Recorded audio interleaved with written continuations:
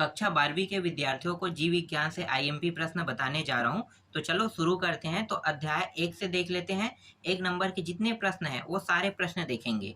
ठीक है, तो 1 नंबर के जितने प्रश्न हैं उस मतलब सभी प्रश्न जो संभावित है उसको एक ही वीडियो में देखेंगे। ठीक है, तो चलो देखते हैं। तो यहाँ पे पहला देखो, पहला प्रश्न क्या है? प्रजनन एक महत्वपूर्ण जैविक प्रक्रिया है जो आवश्यक है, क्यों? उत्तर क्या लिखोगे? किसी प्रजाति की निरंतरता बनाए रखने। ठीक है, ये उसका उत्तर रहेगा। दूसरा है फल भित्ति का क्या कार्य है? तो उत्तर लिखना है फलों को सुरक्षा प्रदान करना। ठीक है, अगर ये प्रश्न आता है तो ऐसा क्यों होता है कि हाल ही में जन्मा बच्चा तत्काल जनन नहीं कर सकता? अगर ये प्रश्न आए तो उत्तर क्या लिखना है? इसलिए क्योंकि वो बच्चा जो है ना होते साथ परिपक्व नहीं रहता है, ना तो बोल सकता है ना तो देख सकता है। उसे धीरे धीरे बोलना सीखना समझने में समय लगता है, इसलिए तत्काल क्या है, बच्चा जो है वो जनन नहीं कर सकता। उसे जनन करने के लिए कम से कम 16 साल से ऊपर का होना चाहिए। ठीक है, जनन का मतलब आपको समझ में आ गया। आशा करता हूँ आप लोग साइंस की स्टूडेंट हो तो समझ में आ गया होगा। चलो आगे देखते हैं। क्लोनिंग किसे कहते हैं? क्लोनिंग किसे कहते हैं? वर्धी प्रजनन के अंतर्गत कोशिकाओं की गुणन क्रिया को क्लोनिंग कहते हैं। स्त्री में एक बार में कितने अंडे निर्मुक्त होते हैं? 1 अंडा। फूल का कौन सा भाग प्रायः फल का रूप लेता है? अंडाशय।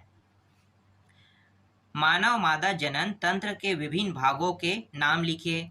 तो एक जोड़ी अंडाशय, एक जोड़ी फैलोपियन नलिकाएं, गर्भाशय तथा योनि मार्ग। इसके बाद 8वां प्रश्न देखो, मानव नर जन तंत्र के विभिन्न भागों के नाम लिखिए। तो एक जोड़ी वृषक है, एक जोड़ी एडिपिडीमिस है, एक जोड़ी वाहिकाएं हैं, स्खलन वाहिनी है, मूत्र मार्ग है, सीसन है तथा सहायक ग्रंथियां हैं। ठीक है, इसके बाद और देख लेते हैं।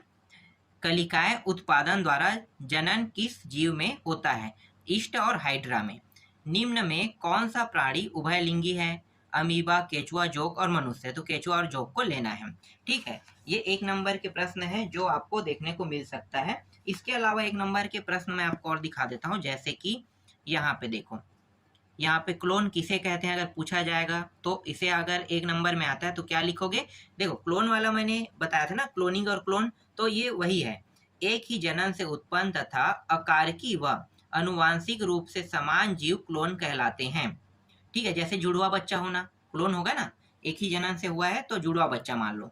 इसके बाद देखो यहाँ पे है, प्रकंद द्वारा वर्धी प्रजनन किस पौधे से होता है? तो अदरक और हल्दी से।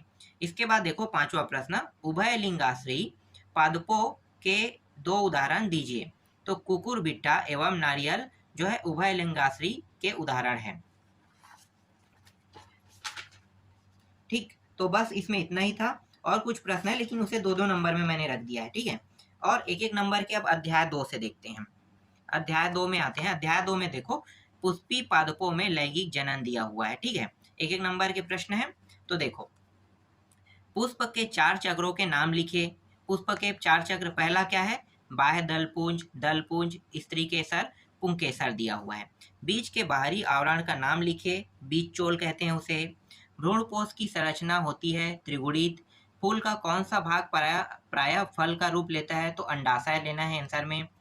इसके बाद लघु बीजाणु चतुष्क क्या है? तो लघु बीजाणु रचना के समय 4 कोशिकाओं के समूह में व्यवस्थित होते हैं जिसे लघु बीजाणु चतुष्क कहते हैं।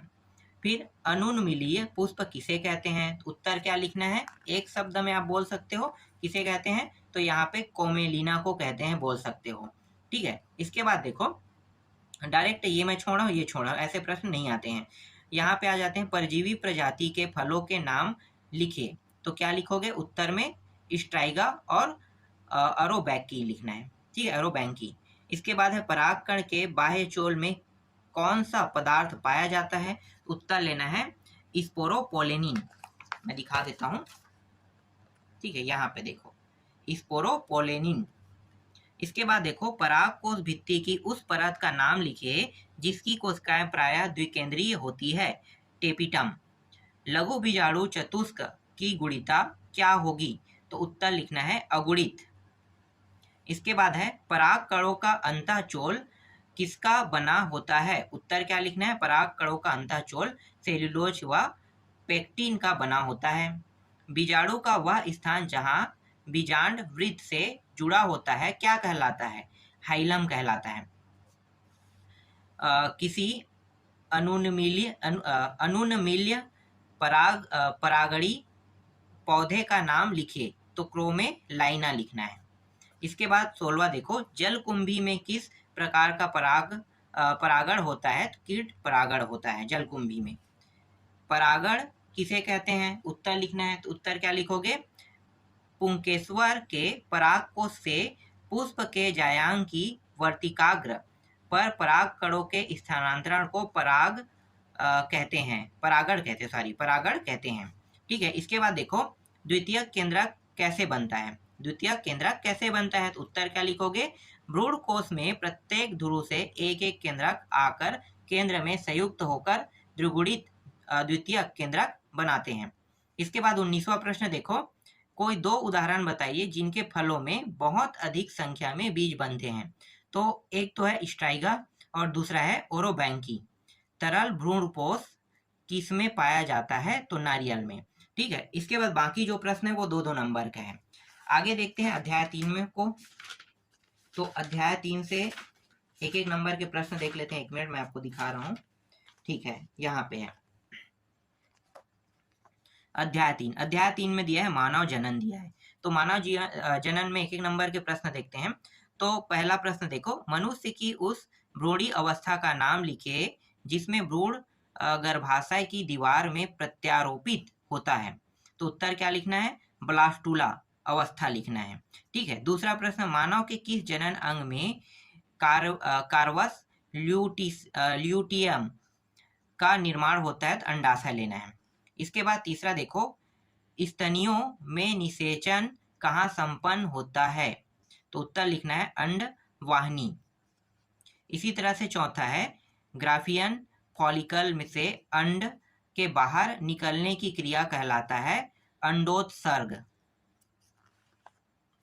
पांचवा प्रश्न, एक 50 वर्षीय स्त्री का रज चक्र समाप्त होना क्या कहलाता है? रजोनिवृत्ति।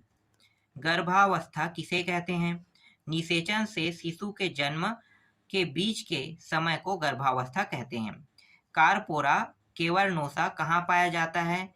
तो उत्तर आपको लिखना है कारपोरा केवर्नोसा सीसन में पाया जाता है। हाथी, कुत्ता एवं बिल्ली का औसत गर्भकाल क्या है? उत्तर लिखना है हाथी का 641 दिन, कुत्ता और बिल्ली का 63 दिन होता है।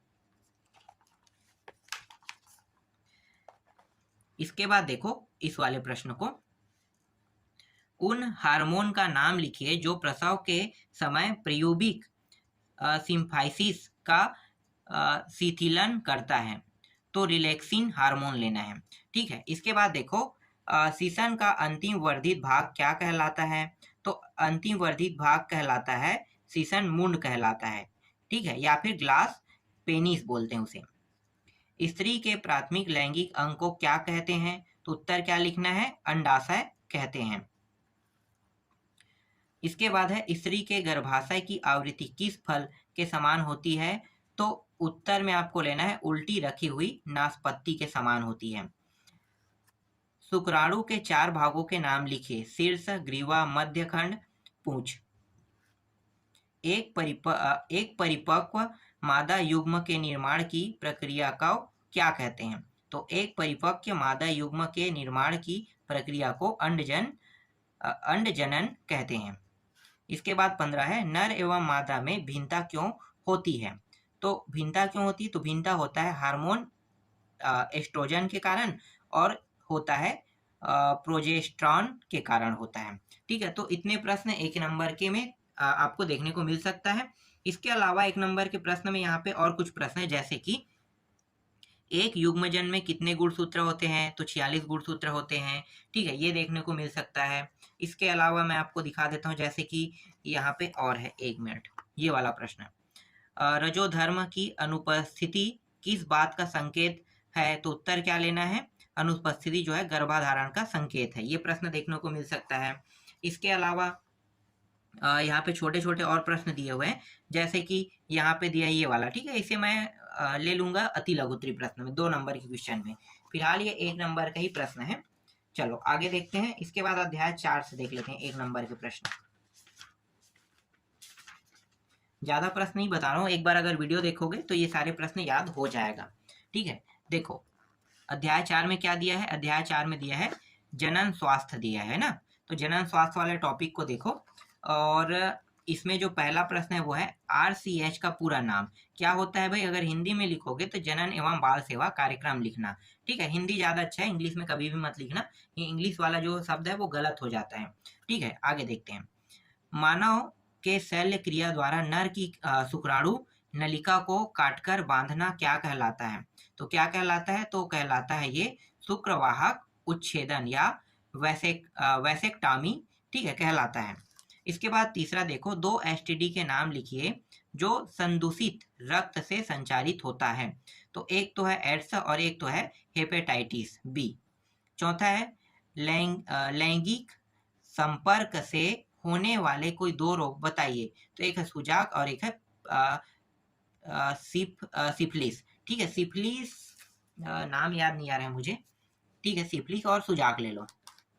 सिफिलिस बोल रहे हैं, ये सिप्लिन है। ठीक है, सिप्लिन बीमारी होगा। सिफिलिस के नाम से बोल दिया है ना, थोड़ा अजीब लग रहा था। ठीक है, आगे देखते हैं। HIV और एवं एड्स का संपूर्ण रूप लिखिए, मतलब पूरा नाम बताओ। तो HIV का पूरा नाम होता है ह्यूमन इम्यूनी डिफिशिएंसी वायरस, और एड्स का पूरा नाम होता है एक्वायर्ड इम्यूनो डिफिशिएंसी सिंड्रोम होता है। IUCD का शब्द विस्तार बताइए, तो मतलब पूरा नाम बताना है ना। तो पूरा नाम होता है इसका इंट्रा यूटेराइन कॉन्ट्रासेप्टिव डिवाइस होता है। फिर STD का संपूर्ण रूप लिखिए। तो STD का संपूर्ण रूप होता है यौन संचारित रोग। ठीक है, इंग्लिश में यहाँ पे दिया हुआ है। चलो आगे देखते हैं 8वां। सेंट्रल ड्रग रिसर्च इंस्टीट्यूट कहाँ स्थित है। तो लखनऊ में स्थित है। ठीक है, परिवार नियोजन को अब किस नाम से जाना जाता है। तो उत्तर में लिखना है परिवार कल्याण लिखना है। ठीक है, 10वां देखते हैं। ठीक है, ये परिवार कल्याण। कंडोम के उपयोग से कोई एक लाभ लिखिए। तो यौन संचयित रोग से बचाव होता है, बस यही एक लाभ है। ठीक है, हफ्ते में एक बार लेने वाली गर्भ निरोधक गोली का नाम लिखिए। सहेली, सहेली नाम से गोली आता है गर्भ निरोधक। ठीक है, जिसे हफ्ते में एक बार लिया जाता है।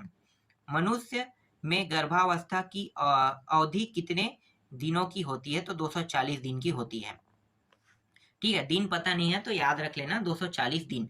महीने में 9 महीने गिनते हो ना, तो दिन में ज्यादा अच्छा रहेगा, याद रखना। IVF का पूरा नाम बताइए। तो इसका पूरा नाम होता है इन विटो फर्टिलाइजेशन होता है। ठीक है, इन विटो फर्टिलाइजेशन। 14वां प्रश्न देखो, मानव में शल्य क्रिया द्वारा स्त्री की अंडवाहिनी को काटकर बांधना क्या कहलाता है। तो इसे हम कहते हैं नलिका उच्छेदन कहते हैं। ठीक है, या फिर ट्यूबेक्लोटोमी। ठीक है, कटोमी। ठीक है, कटोमी या फिर नलिका उच्छेदन कहते हैं। माला D और N में कौन सा रासायनिक गर्भ निरोधक पाया जाता है। तो उत्तर लिखना है एस्ट्रोजन एवं प्रोजेस्टेरॉन हार्मोन। ZIFT मतलब जिफ्ट का पूरा नाम लिखिए। तो क्या होता है युग्मजन अंतः डिंबवाहिनी स्थानांतरण। ठीक है, ये होता है। इसके बाद 17वां देखिए, पुष्प में नसबंदी की शल्य क्रिया का नाम है। उत्तर लिखना है वेसेक्टॉमी। 18वां देखो, WHO का पूरा नाम विश्व स्वास्थ्य संगठन। सहेली नामक गर्भ निरोधक गोली की खोज भारत के किस संस्थान में की गई। उत्तर आपको लिखना है केंद्रीय औषध अनुसंधान संस्थान। ठीक है, ये रहा केंद्रीय औषध अनुसंधान संस्थान में की गई। इसके बाद देखो, पुरुष के लिए कंडोम का मशहूर ब्रांड नाम क्या है जो काफी लोकप्रिय है। तो उत्तर आपको क्या लिखना है निरोध। ठीक है, निरोध जो है एक नाम का ब्रांड है, ये ब्रांड बहुत ही मशहूर है। ठीक है, आगे देखते हैं। गिफ्ट का पूरा नाम लिखिए। गिफ्ट का पूरा नाम है गैमीट अंतः डिंबवाहिनी स्थानांतरण। ठीक है, याद रहेगा। ये है। इसके अलावा अगर और प्रश्न होगा तो मैं आपको बाद में बता दूंगा, लेकिन प्रश्न नहीं है, ठीक है। तो जितना प्रश्न मैंने अभी बताया वही 1 नंबर के प्रश्न में आपको देखने को मिलेगा, और सारे प्रश्नों को अच्छे से तैयार कर लो। अभी मैं आपको सिर्फ 1 से लेके 4 तक के ही बता रहा हूँ, ठीक है। बाकी जो है उसको नेक्स्ट वीडियो में आपको बता दूंगा।